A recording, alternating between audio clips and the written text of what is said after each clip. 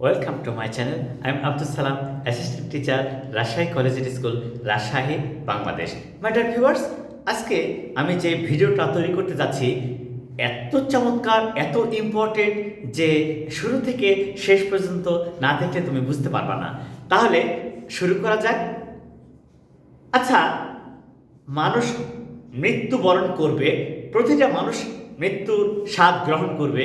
ওই যে বলে না, এই যে এরকম বলে যে the ice hands of death,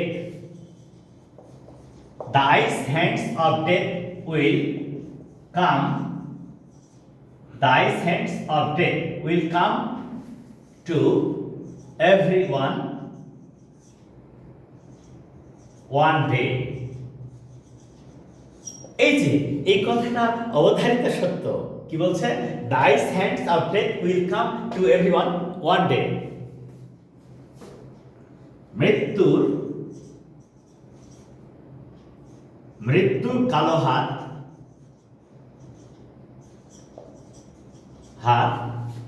মৃত্যুর কালো হাত একদিন প্রত্যেকের কাছে আসবে, প্রত্যেকের কাছে আসবে। দেখো এখানে কি বলছে? The ice hands of death, the ice hands of death will come to everyone one day. মৃত্যুর কালো হাত একদিন প্রত্যেকের কাছে আসবে। এর থেকে রক্ষা পাওয়ার কোনো উপায় নেই, কারণ it is the law of nature. It is the law of nature. So we must be prepared mentally that I may die anytime, you may die anytime. But before our death, we must learn something which can make us immortal. Okay? So we must do something, we must learn something which will be better for us for the future. And আজকে আমি যে ভিডিওটা করতে যাচ্ছি তা শুধু মৃত্যুকে নিয়ে। আচ্ছা, মানুষের যে মৃত্যু হয়, মৃত্যুর যে অবধারিত, সেটা বিভিন্ন মানুষ বিভিন্নভাবে মরে। এই যে মরার যে ধরন, মরার যে পরিস্থিতি, এর উপর ভিত্তি করেই কিন্তু প্রিপোজিশনের ব্যবহার করতে হয়। যেহেতু ডাই মানে মরা, এই যে ডাই মানে মারা যাওয়া, কিন্তু die of, die by, die for, die from কেন হয়? ওই যে বললাম, মৃত্যুর যে ধরন বা মৃত্যুর যে পরিস্থিতি, সেই পরিস্থিতি বা মৃত্যুর ধরন অনুযায়ী এই প্রিপোজিশনগুলো ব্যবহার করতে হবে। আমরা এখন শিখব যে কিভাবে কোন প্রিপোজিশন কখন বসে। আচ্ছা, এই যে এইভাবে রোগে বা শোকে মৃত্যু, ডাই অফ, রোগে বা শোকে মৃত্যু, সেই ক্ষেত্রে হবে ডাই অফ। রোগে বা শোকে মৃত্যু, রোগে বা শোকে মৃত্যু, সেক্ষেত্রে হবে ডাই অফ। তাহলে he died of fever, he died of fever, সে জ্বরের কারণে মারা গিয়েছিল, সে জ্বরের কারণে মারা গিয়েছিল। তাহলে এই যে আমরা এখানে শিখলাম যে রোগে বা শোকে মৃত্যু, এইরকম যখন ভাবে কারো মৃত্যু হবে তখন সেক্ষেত্রে আমরা সহজেই ব্যবহার করব ডাই অফ। তাহলে আজকের ভিডিওটার মূল উদ্দেশ্য, অনেক সময় আমরা কেউ মারা গেলে ইংলিশে লিখতে চাই কিন্তু পারি না, কিন্তু আজকের ভিডিও দেখার পরে আশা করি প্রত্যেকটা ভিউয়ার্স শিখবে কোন পরিস্থিতিতে মারা গেলে কোন প্রিপোজিশন এবং কি সেন্টেন্স লেখা যায়, এবং সহজে কোনো রিলেটিভস বা ফ্রেন্ডসকে এই ডেথ নিউজটা জানানো যায়। যেমন রোগে বা শোকে কেউ মৃত্যু হয়েছে, এমন ক্ষেত্রে বসবে ডাই অফ। এবার দেখো,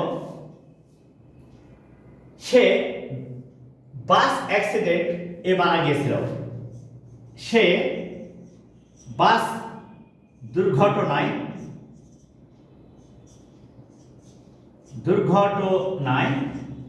মারা গিয়েছিল।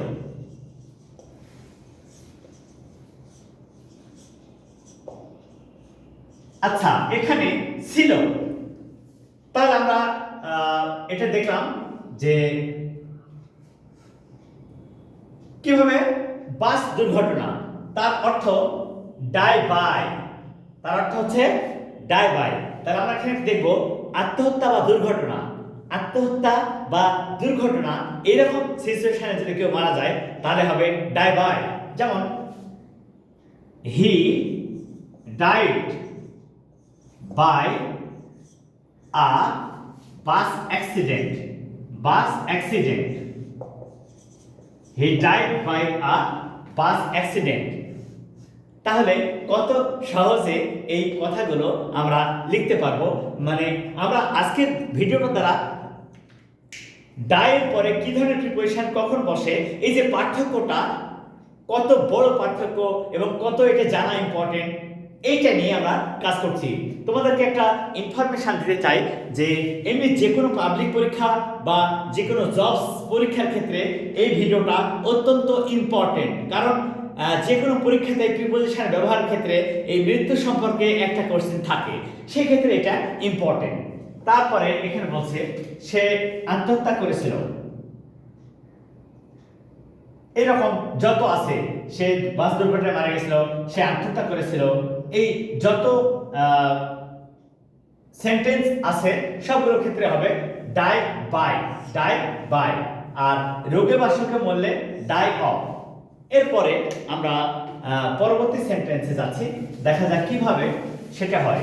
যত দুর্ঘটনার ক্ষেত্রে বা আত্মহত্যার ক্ষেত্রে বসবে সেই ক্ষেত্রে ডাই বাই, আর যত রোগে বা সুখে মৃত্যু হবে সেই সব ক্ষেত্রে হবে ডাই অফ। এরপরে আসে ডাই ফর। Many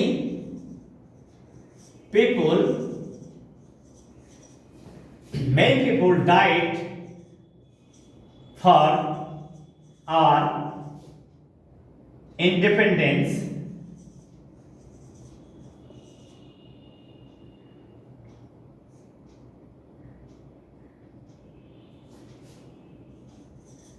in 1971.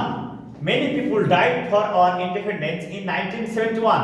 এই যে ডাই ফর, অনেক মানুষ আমাদের স্বাধীনতার জন্য 1971 সালে মারা গেছিল, এটা অবধারিত সত্য, এটা অবধারিত সত্য। Many people died for our independence in 1971. এই ক্ষেত্রে আর ডাই অফ হবে না, ডাই বাই হবে না, শুধু ডাই ফর হবে। কেন? এখানে বলা হচ্ছে আত্মহত্যা বা দুর্ঘটনা ডাই বাই, রোগে বা শোকে ডাই অফ, কিন্তু দেশের জন্য আত্মত্যাগ বা দান, এই যে এটার জন্য হবে, এটা দেশের জন্য আত্মত্যাগ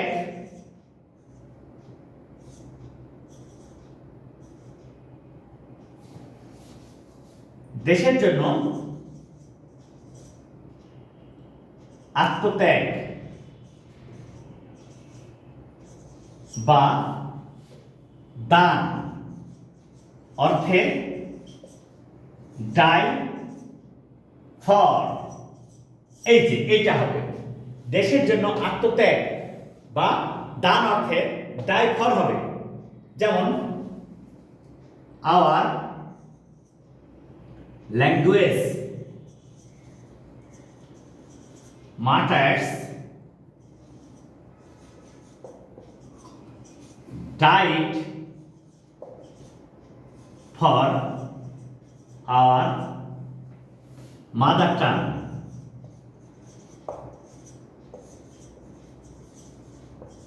এই যে 1952 সালে যারা ভাষা আন্দোলনের জন্য শহীদ হয়েছিল তাদেরকে আমরা কি বলবো? ভাষা শহীদ। তাদেরকে কি বলবো আমরা? ভাষা শহীদ। Our language martyrs died for our mother tongue. আমাদের ভাষা শহীদরা আমাদের মাতৃভাষার জন্য আত্মত্যাগ করেছিল। তাহলে এই সেন্টেন্সগুলো দ্বারা আমরা সহজে বুঝতে পারছি যে দেশের জন্য আত্মত্যাগ বা মহান কিছু বৃহৎ কিছুর জন্য আত্মত্যাগ অর্থে ডাই ফর বসবে।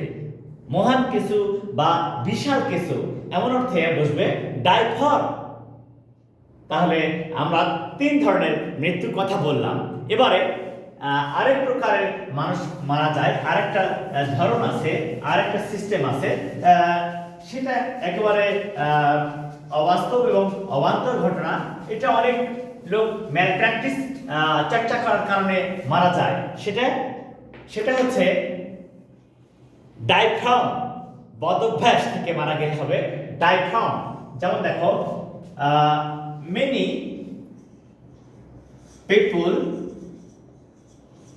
people die from smoking every year. Many people die from smoking every year. এই যে die from হলো, তাহলে আমরা কিন্তু তিনটা বিষয় অলরেডি শিখে ফেলেছি। এটা 4 নাম্বার। সেটা কি? বদ অভ্যাস থেকে যদি কারো মৃত্যু হয়, বদ অভ্যাস থেকে যদি কারো মৃত্যু হয় তাহলে হবে die from. So my dear viewers, মৃত্যু অবধারিত, তারপরেও যে বিভিন্ন ধরনের মৃত্যু বিভিন্ন রকম হয় সেটা অনুযায়ী প্রিপোজিশন ব্যবহার করতে হয়। সেটা আজকের ভিডিওটা শুরু থেকে শেষ পর্যন্ত দেখলে আমরা সহজেই বুঝতে পারবো এবং নিজেরা এখন এই ধরনের সেন্টেন্স লিখতে পারবো। So please share my videos to your friends and relatives and tell them to subscribe and share. Thank you. Assalamu alaikum.